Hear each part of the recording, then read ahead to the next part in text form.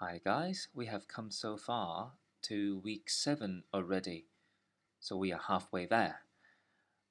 So this week we're gonna meet just for once, which is on Monday, and we'll talk briefly about citation and quotation.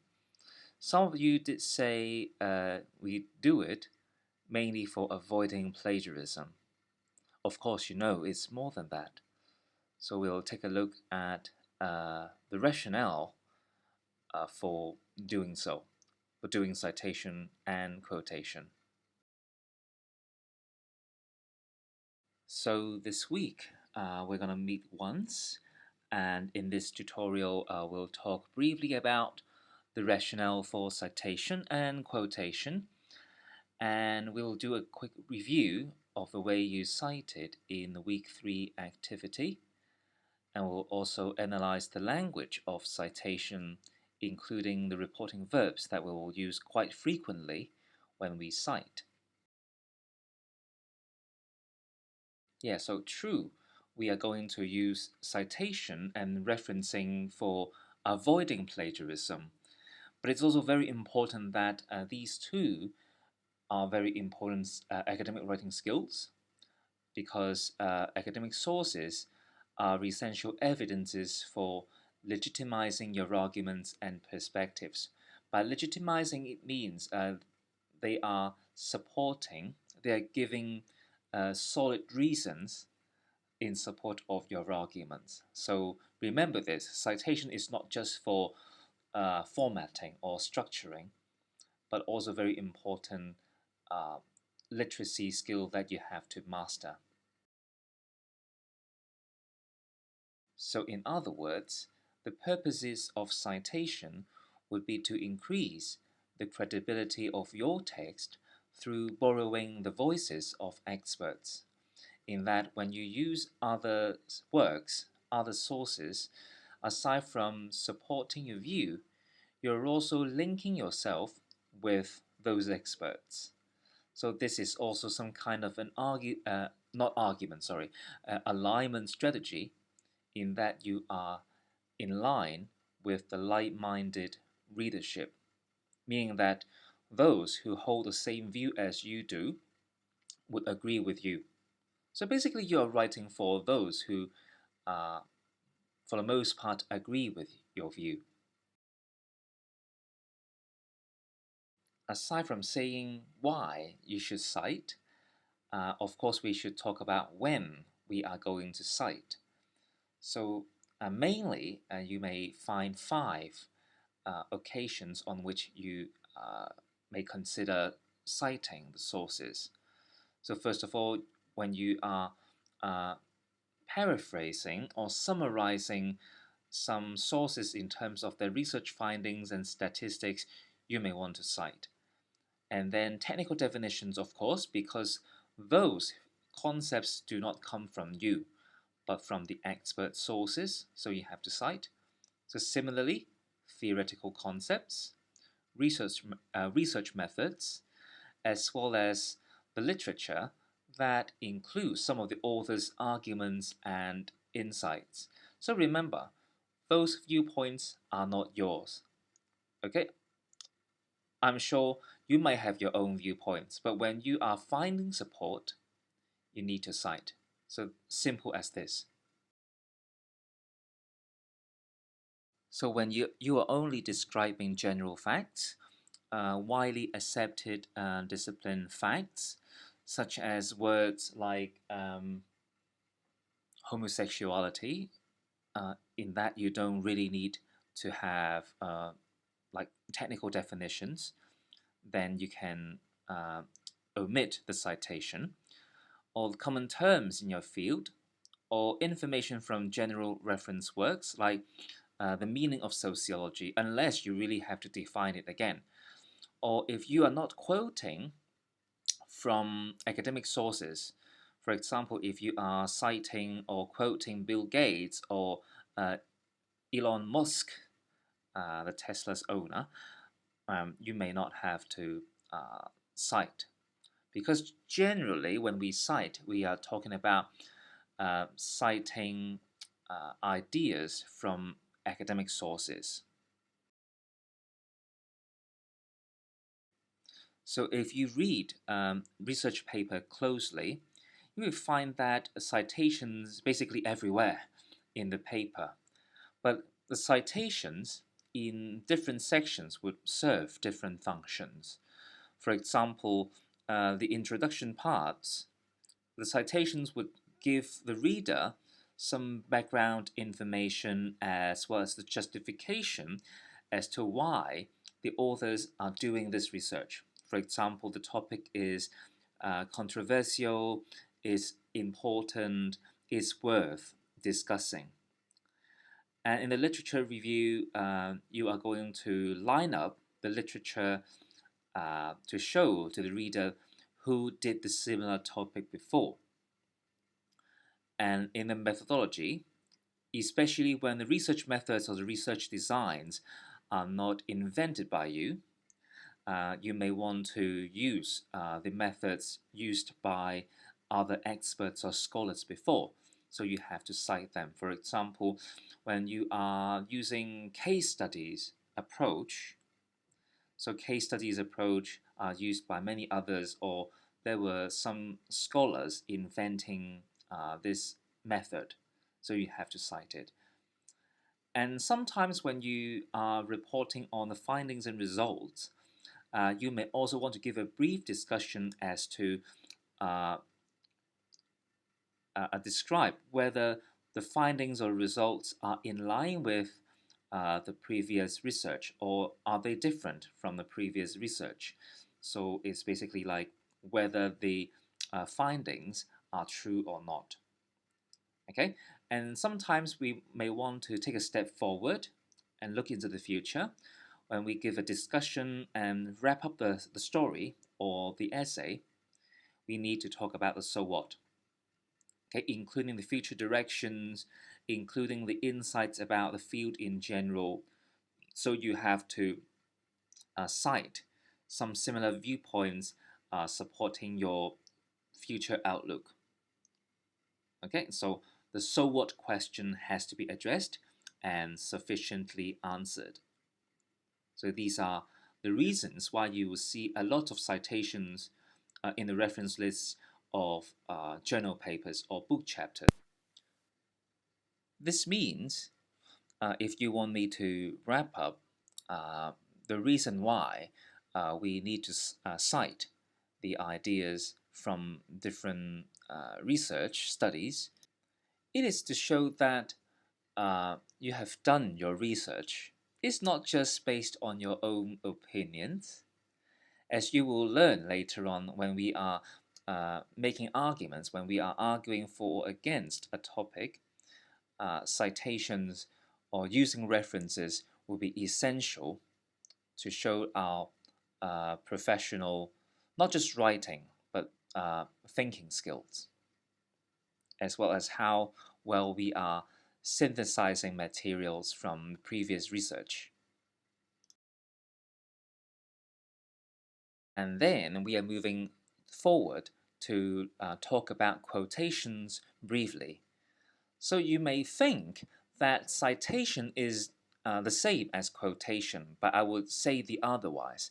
Citation refers to how you are telling your readers that you have used a source, so that you are calling out, okay, you are calling out the references inside your text, inside your essay.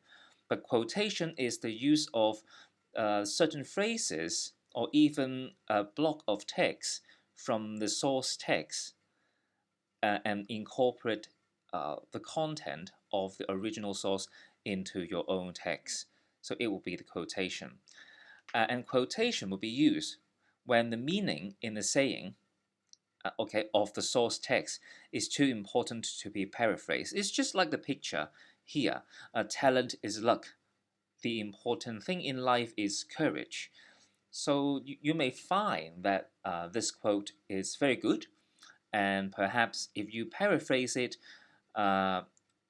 you will get lost in translation, or you will lose the meaning of the original quote.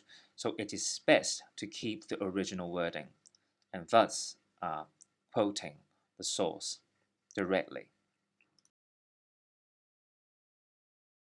So the occasion on which you are going to use quotations would be when you are defining a technical term. In that, the accuracy would be key for the readers to understand what's the exact meaning of a term, and you will use a definition. Or maybe you want to reflect on the source's opinion accurately. Again, you will find that some quotes or some phrases from the original sources will be, let me say, too good to be paraphrased. So it's better to keep the original wording. Or, in other words, you will want to convey the author's unique way of saying. For example, like the picture on the right, the journey of 1,000 miles begins with a single step by Lao Tzu. So you will want to keep the original wording from. I know it's not Chinese in the first place, but once it was translated and it was already the best version, you will want to keep this version as is. So I guess that's the essence of quotation.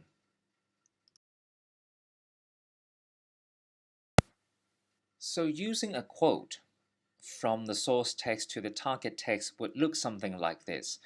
For example, the target text would be the second block at the bottom of this slide. So you can see a quote having someone called a scholar called Sepavigna, 2011, with a quote, "Search for me and affiliate with my value."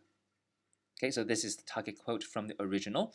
So you can look back at the top of the slide and you can see the original quote of where it is.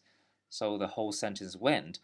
It will demonstrate how what are known as hashtags function as linguistic markers enacting the following social relation.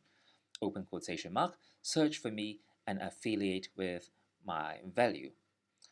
And in this case, the author of the second block of text by Norris was actually quite lucky because he could just basically copy the quote directly to his text without having to change a little bit of the sentence structure.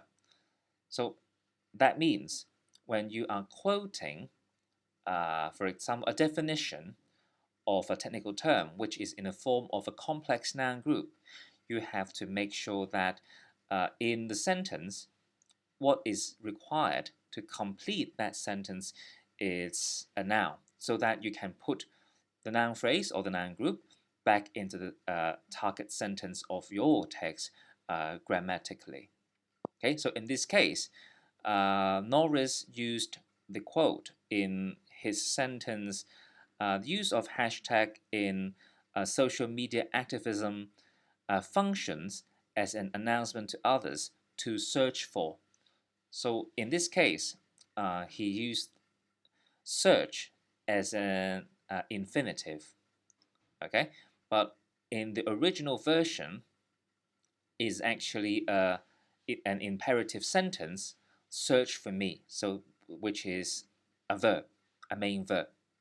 But in the target's text in Norris' article, he used to infinitive instead, to search for. But I have got one important note for you.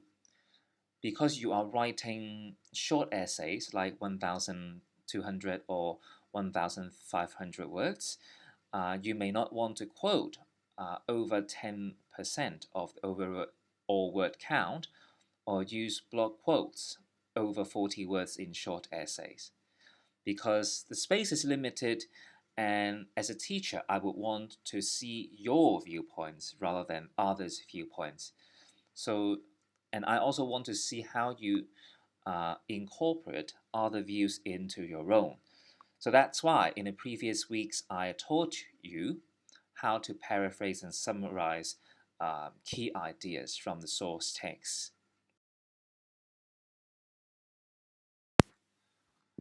If you ask for the definition of block quote, this is the block quote as you see on this slide. So it's a short quote from the original text that is indented in a little bit smaller font that defines something, like in this case. In his contribution to this volume, Christopher Wolfe contends that the burden of proof in the debate over homosexuality needs to be distributed more equitably, and so on and so forth. So this amounts to more than 40 words. So it represents the whole argument of the author of the source. That's why the author of this text by Corvino decided to add the whole argument into his own text. So maybe in your case, when you are writing your short essay, this kind of block quote may not be a suitable way to for you to cite the idea from the original sources, because in general you are not making very grand claims over something. You are simply arguing for or against a viewpoint, or you're explaining some specific ideas. So in this case, for example, when the authors talked about homosexuality in general and what is called the burden of proof, he may need a bigger argument that supports his viewpoints over the topic. Okay, so that means you don't have to do it. And you may find that it's actually more frequent to find blog quotes in book chapters than in journal articles. Usually because in the field of social sciences or psychology, you are exploring some phenomena using experiments, using analysis, and so on. Unless you're talking about some theoretical concepts, you are arguing or debating over some theoretical concepts, it's not common for us to see block quotes in journal articles or research articles.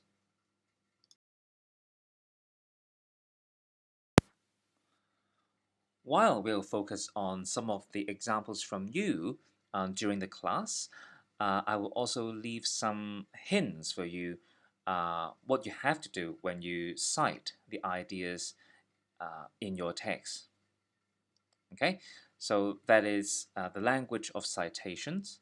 So aside from citing the references from the source text into your essay, you also need some grammatical skills. For example, the use of verbs, how you are going to use the citation with verbs. So this is what I'm going to talk about in the following slides. So citation is more or less similar to what you have learned before about direct and reported speech. That's because you are basically reporting what the others have said in other texts. Okay, so it's different from oral speaking. I mean, speaking English, when you are reporting on somebody else's conversation, you focus on reporting conversations. But in this case, when you are citing, it's also a kind of reporting. Okay, just the form, just the mode is different. So reported speech comes in the form of a projection. For example, in this sample sentence, Williams 2016 argues that lack of academic freedom is detrimental for scientific process. So this also comes from Norris's article on cancel culture. So you will find that this sentence is actually comprised of two parts. The first part would be describing the source. So you have Williams with the main verb argues. And then the part starting from that you have the argument that represents the knowledge that comes from the source. Okay, so the that clause in this sentence actually represents the argument that the source wants to make. So the meaning of projection would be a source giving out ideas and thoughts in verbal terms. So it's just like when you are reading a comic strip. Okay, when people are talking, there are speech bubbles emerging from the people's heads, from the characters' heads. And similarly, if you picture this more visually, uh, citation and the knowledge that it projects would look like the text will have some speech bubbles coming up, okay, from the reading. Okay, if you are observative, if you are reading journal articles, you will actually find that there are a few types of sentences for citation. Okay, maybe in the class I've already told you about integral citation and non-integral citation. But even in integral citation, when the reference is actually a part of the sentence, there are a few forms. For example, the most straightforward way would be using uh, the source or the reference as the subject of the sentence, like this one. Williams argues that lack of academic freedom is detrimental for scientific progress. So this is form number one.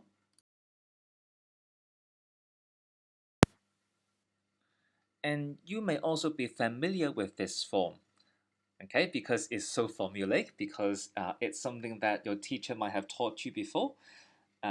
Starting the sentence, you would say, according to Williams, comma, lack of academic freedom is detrimental for scientific progress.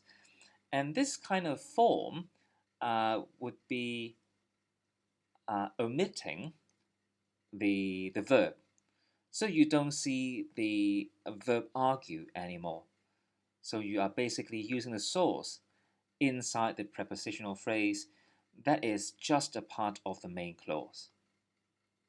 So this will be a little bit different from the first choice. Well, you may also find this form familiar when the citation is out of the sentence structure. So you don't see the citation at the beginning of the sentence or in any part of the sentence, but it appears at the end of the sentence that is enclosed inside the brackets. So you will read like this, lack of academic freedom is detrimental for scientific progress, Williams 2016. So this kind of citation is what we call the non-integral citation, because with or without the citation, you are not interfering with the grammatical structure of the sentence. But again, this form will be very different from the integral citation in terms of function as well.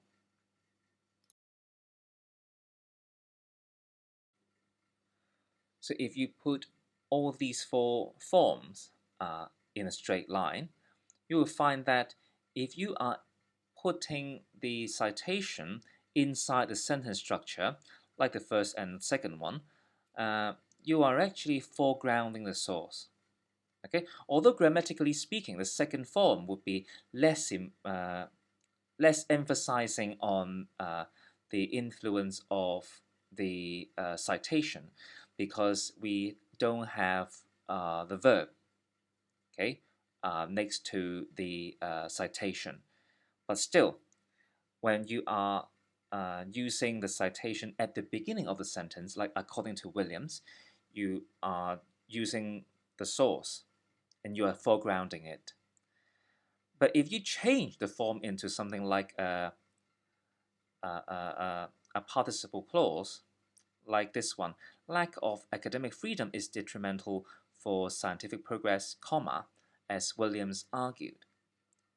Okay, if you put this phrase at the end of the sentence, you're actually highlighting the argument instead of the citation. And the citation is comparatively less important. So the other extreme would be putting the citation out of the whole sentence structure so that the readers now know you decide to foreground the argument or the knowledge from the source.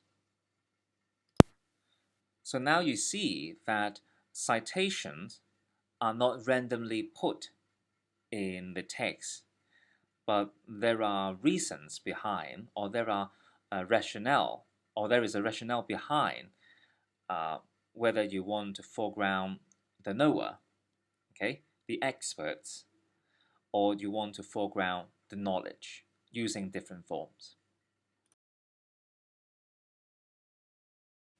And I guess it may not occur very frequently in your writing at this stage, but at times when you have to cite multiple sources in one go, especially for non-integral citations, you may have to do it this way, as shown in the slide. You may want to sequence the last names of the authors in the alphabetical order, and for each author, for each separate author, for example, with the Engelhardt, the writer used 4 sources. Okay, so 1977, 1990, 1997, and 2018. So make sure the publication years are in the time order.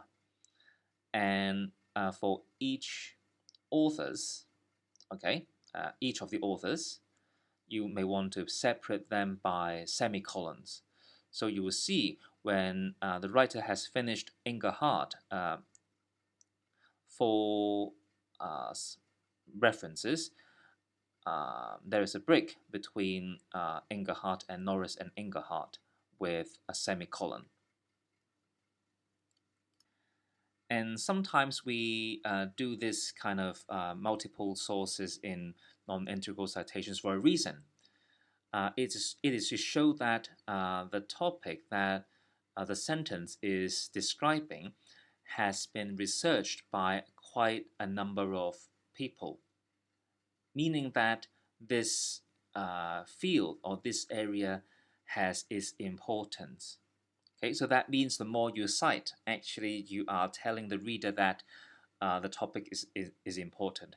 As you read in the sentence, it says, a wealth of cross-national survey research has demonstrated. So you see a wealth of, it means a lot of, showing the importance of the idea.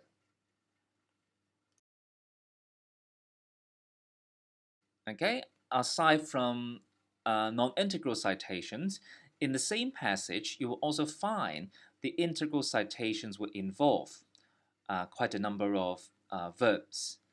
Okay, talking about the research findings, for example. So you have this Sheffield and Moy reviewed numerous studies, for example, and concluded that, demonstrated that, or demonstrated how. So these verbs are mainly speaking and research verbs, reporting on findings and viewpoints of the authors. Okay, so I might have introduced quite a few of these words to you along the way in our classes, but it is good that you pay attention to how these verbs are used. These verbs are important because they show how strong the arguments are according to the authors. For example, we can categorize these verbs into 4 main ideas in terms of strength, in terms of their functions. For example, for those verbs denoting strong claims with evidence, you can use the endorsing verbs such as confirm, conclude, affirm, demonstrate, argue, assert, urge, and so on.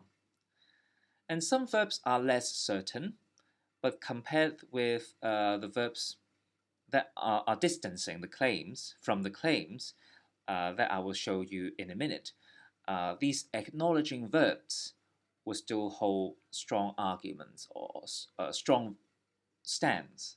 Okay, for example, when you suggest, when you propose, recommend, believe, consider, state, predict, and so on.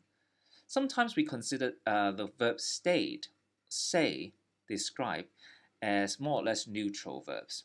So you're simply acknowledging uh, the actions that the sources have done.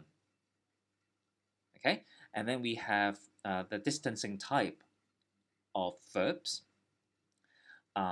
These are used for showing weaker claims, often with very little ground. For example, aside from saying guess, you can say speculate, surmise. So basically, blind guesses. Okay, making blind guesses. Or claim. Claim means arguing without proof. Or hear. Sometimes when you say you hear someone say something, it doesn't mean it has to be true. So you have to be careful when you use these distancing verbs. Okay? Because at the same time, when you use these verbs, you are also implying the sources that you are talking about are not having enough evidence. Okay? So the opposite side for claiming would be to deny. So you are negating claims. For example, disclaim, refute, rebut, reject, contradict, or revoke. Okay, so these are denying types of verbs. So they are very useful reporting verbs when you are using the citations in your text, especially when you are using integral citations. And these verbs would lively tells the reader what views the authors hold regarding a topic. So that's why they are very useful. So as a recap, if you manage to learn a few reporting verbs and use them with the citation, the sources, you will also find that these reporting verb and source combinations also represent your stance, especially when you are using these verbs to tell your reader whether you think the arguments made by those sources are valid or not. So if you say Zheng's article argued about something, so you know that my article is having some strong arguments or making strong claims. But if you say Zheng's 2021 article claimed that, perhaps you aren't too sure about whether what I say in my article is true or not. At least it's not that certain.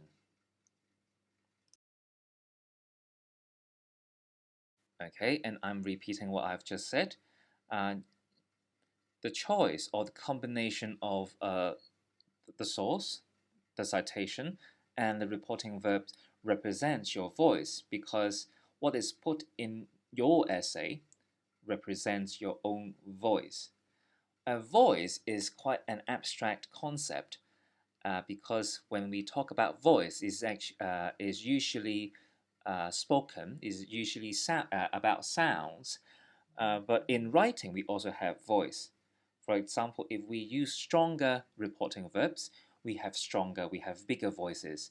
But if we are using less certain verbs, it seems that we are like tuning down or toning down our arguments or lowering our voice a little bit because we aren't sure or we are a little bit afraid to be too certain about our ideas. So the strength of the verbs would also refer to the strength of your voice in your text. So much from me for now.